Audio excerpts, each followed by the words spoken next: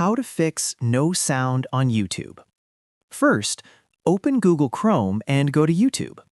Right-click on the YouTube tab and make sure the site is not muted.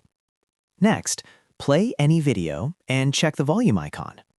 Make sure it's not muted and the volume slider is all the way up. Still no sound?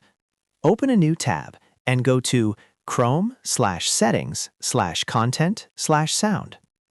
Make sure Sites Can Play Sound is enabled and YouTube is not blocked. Also, check your computer volume from the speaker icon in the bottom right. If none of these steps work, you can run the Windows Audio Troubleshooter. Click on the Start menu and search for Troubleshoot Settings. Open it, scroll down, and click on Additional Troubleshooters. Then select Playing Audio and click Run the Troubleshooter. Choose your audio device, like speakers, and click Next. Windows will scan for any issues and suggest fixes if needed. And that's it.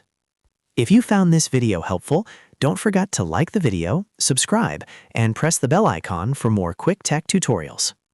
Thanks for watching.